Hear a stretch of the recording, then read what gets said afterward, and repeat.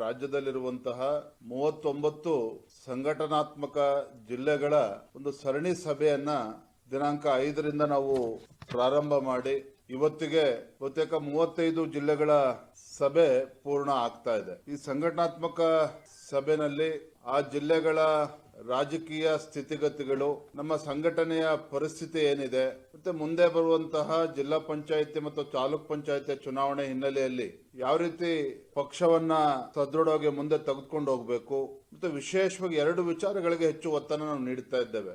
ಒಂದು SIR special intensive revision, ಮತದಾರರ ಪಟ್ಟಿಯ ಪರಿಷ್ಕರಣೆ.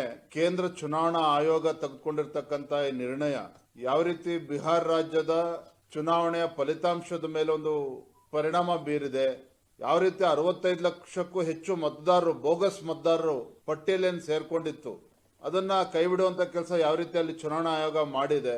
ಮತ್ತೆ ಉತ್ತರ ಪ್ರದೇಶದಲ್ಲೂ ಕೂಡ ನಾವು ಪತ್ರಿಕೆಗಳನ್ನ ನಾವು ನೋಡ್ತಾ ಇದ್ವಿ, ಸುಮಾರು 2.5 ಕೋಟಿಗೂ ಹೆಚ್ಚು ಬೋಗಸ್ ಮತದಾರರು ಆ ಪಟ್ಟಿಯಿಂದ ಬಿಡುವಂತ ಕೆಲಸ ಆಗಿರುವಂತದ್ದನ್ನು ಕೂಡ ಉಲ್ಲೇಖ ಮಾಡಿ, ಮುಂದೆ ಫೆಬ್ರವರಿ ನಂತರದಲ್ಲಿ ಅಂದ್ರೆ ರಾಜ್ಯದಲ್ಲಿ ಯಾವಾಗ ಚುನಾವಣಾ ಆಯೋಗ ನಿರ್ಣಯ ತೆಗೆದುಕೊಂಡು ಮುಂದೆ ಹೋಗ್ತದೆ, ಆ ಸಂದರ್ಭದಲ್ಲಿ ನಮ್ಮ ವಿಧಾನಸಭಾ ಕ್ಷೇತ್ರಗಳಲ್ಲಿ ಇದನ್ನು ಸರಿಯಾದ ರೀತಿಯಲ್ಲಿ ನಾವು ತೆಗೆದುಕೊಳ್ಬೇಕು ಅನ್ನೋದನ್ನು ಕೂಡ ಹೇಳುವಂತ ಕೆಲಸವನ್ನು ನಾವು ಮಾಡಿದ್ದೇವೆ. ಎರಡನೇದಾಗಿ ವಿಕಸಿತ್ ಭಾರತ್ ಜಿ ಸಾಕಷ್ಟು ಬಾರಿ ಚರ್ಚೆಗಳಾಗಿದ್ದಾವೆ. ನಾವು ಕೂಡ ಇಲ್ಲಿ ಪತ್ರಿಕಾಗೋಷ್ಠಿಯನ್ನು ಮಾಡಿದ್ದೇವೆ.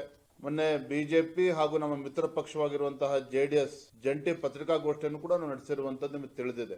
ವಿಬಿಜಿ ರಾಮ್ಜಿನ ತೆಗೆದುಕೊಂಡು ಇವತ್ತು ಕಾಂಗ್ರೆಸ್ ಅವರು, ವಿಶೇಷವಾಗಿ ನಮ್ಮ ರಾಜ್ಯದ ಇವತ್ತು ಕಾಂಗ್ರೆಸ್ ಸರ್ಕಾರ ಇವತ್ತು ಹತಾಶರಾಗಿದ್ದಾರೆ. ಏನು ತಮ್ಮ ಗ್ಯಾರಂಟಿಗಳ ಭ್ರಮೆನಲ್ಲಿತ್ತು ರಾಜ್ಯ ಸರ್ಕಾರ, ಸತ್ಯದ ಅರಿವು ಇತ್ತೀಚಿನ ದಿನಗಳಲ್ಲಿ ಅವ್ರಿಗೆ ಆಗ್ತಾ ಇದೆ.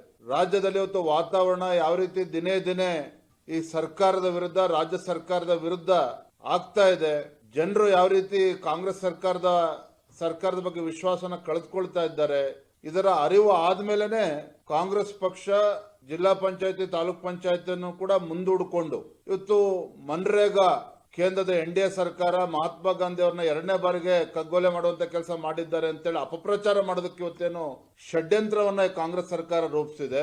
ರಾಹುಲ್ ಗಾಂಧಿ ಮತ್ತೆ ಸಿದ್ದರಾಮಯ್ಯನವರು ಇದರ ವಿರುದ್ಧವಾಗಿ ನಿಮ್ಗೆಲ್ಲ ತಿಳಿಸಿದ ಹಾಗೆ ಜಿಲ್ಲಾ ಕೇಂದ್ರಗಳಲ್ಲಿ ಮತ್ತು ಗ್ರಾಮೀಣ ಮಟ್ಟದಲ್ಲೂ ಕೂಡ ಒಂದು ಜಾಗೃತಿ ಮೂಡಿಸುವಂತ ಕೆಲಸವನ್ನು ಕೂಡ ಯಶಸ್ವಿಯಾಗಿ ಮಾಡಬೇಕು ಅನ್ನುವುದನ್ನು ಕೂಡ ಈ ಜಿಲ್ಲಾ ಸಭೆಗಳಲ್ಲಿ ನಾವು ತಿಳಿಸಿರುವಂತದ್ದು.